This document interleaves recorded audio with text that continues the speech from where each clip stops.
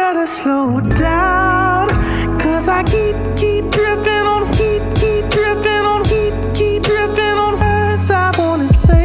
Keep drifting on, keep drifting on, keep drifting on words I wanna say. Keep drifting on, keep drifting on, keep drifting on words I wanna say. Keep drifting on, keep drifting on, keep drifting on words I wanna say. Just tell me right now, 'cause I keep in the seat, keep in the seat, keep in the seat. You want me to say, keep in the seat, keep in the seat, keep in the seat. You want keep in the seat, keep in the seat, keep in the seat. Keep in the seat, keep in the seat, keep in the seat. You want me to say, you want me to say, you want me to say, you want me to say, you want. And I hope you understand. Don't get your feelings roll, yeah, roll, for nothing. Roll, for nothing. Roll, yeah, for nothing. Roll, yeah, for nothing. Don't get your feelings roll, yeah, roll, for nothing. Roll, yeah, for nothing. Roll, yeah, for nothing. Roll, for nothing. Don't get your feelings broken for nothing. Maybe I'm leaving here.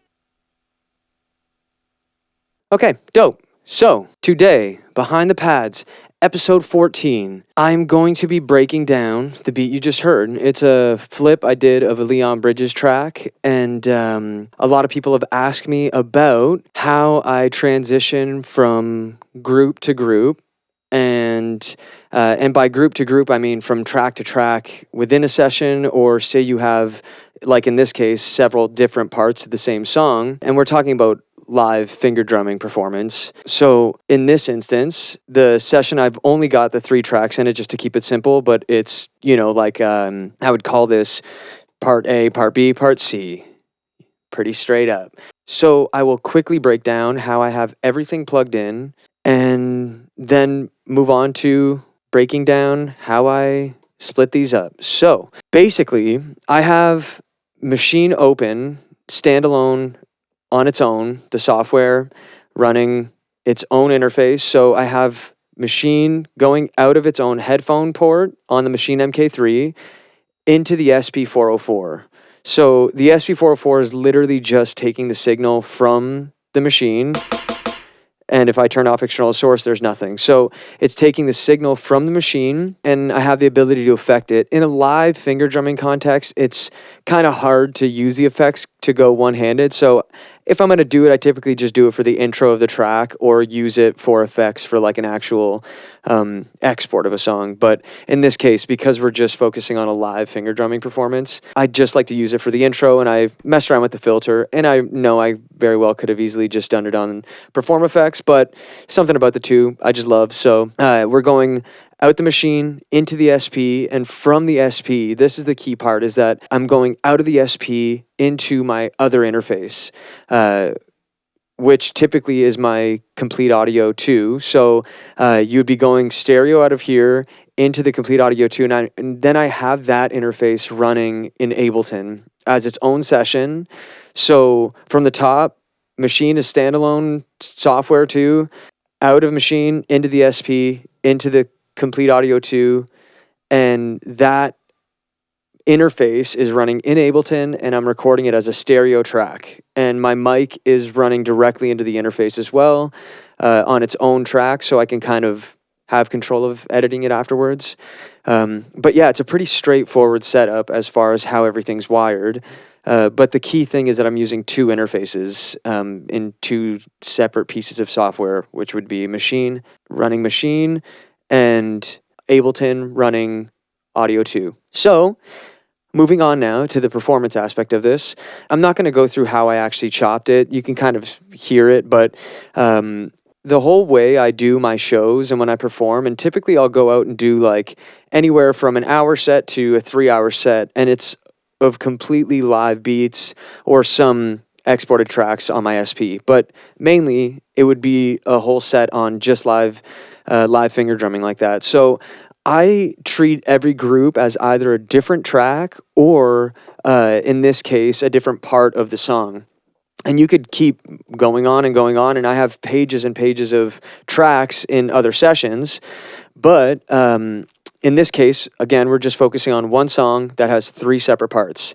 And again, this video is going to be pretty quick because I wanted to keep it simple as far as what the function is that I'm doing here. So, as you know, all the samples, aside from my drum hits, are in choke group 1. So that way I can... I better slow down, 'cause I keep dripping. We can cut off the previous sample or in any order. It doesn't matter. It's how you chopped it.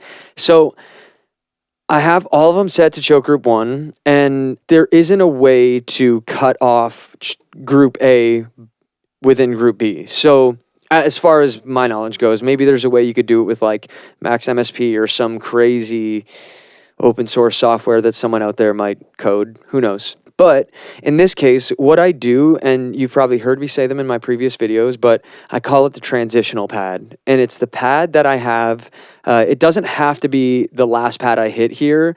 It just ends up in my flip that I have it there. But basically, I have this. See how most of my samples have the entire track?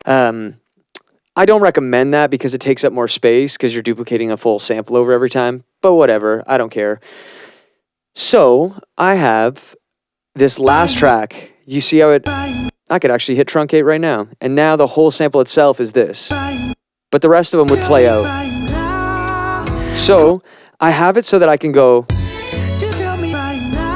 and continue it over on group B. So I just make it so that wherever this pad ends, I make sure the next one starts there, or that you start your next track on the beat 1 of the ending of that, if that makes sense. Okay, so I can play that part out just to show you the example. Let me just see.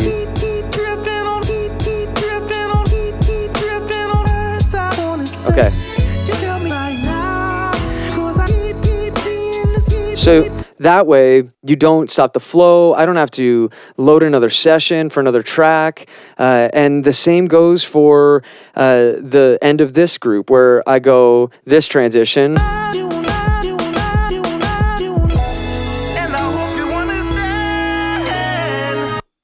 And I would start it on. So.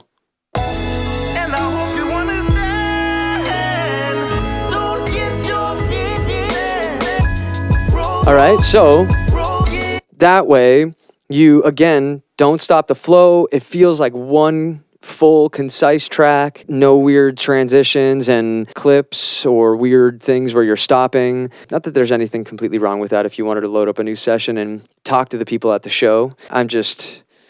I never know what to say, so I would rather just keep the music going. So, to wrap this up, I know this is a quick one. I want to say thank you for watching again. The next video I do, I'm actually going to be addressing a few things that people have been asking me about, like side chaining and the way I route my mics when I have MCs with me, and what I do with the speakers if there's any bleed or not. So please come back next week for episode 15, but we're going to do a little bit different. We're going to do it live. So I don't know what the quality is going to be like because I'm using my computer, but we're going to do it live. And I'm thinking the hard thing is going to be the time zones. So I live in Canada, Windsor, Ontario. So it's going to be Eastern Standard Time. I'm going to say 7 p.m. on Monday, December the 9th. I'm going to be live streaming Behind the Pads. And we'll let the episode run. You know what I mean? Maybe we'll be chilling in there for an hour, hour and a half. Who knows?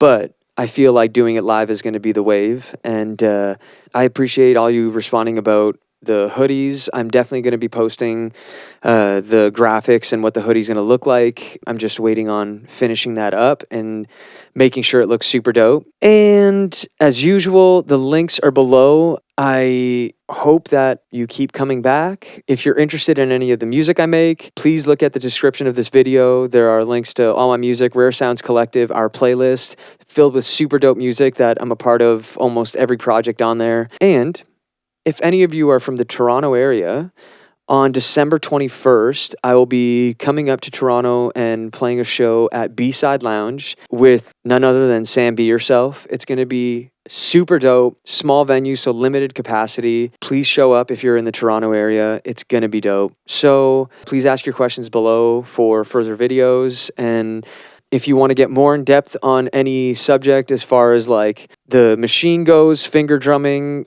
use of the SP, or any production or anything like that, please reach out. I do one-on-one lessons. I love doing them. I've been meeting so many amazing people and from like different parts of the world, which is so crazy. So all these connections are real and they're super dope. And that's it. Thank you guys so much for watching. I'm your boy, Dad's son. Until next time, peace, yo.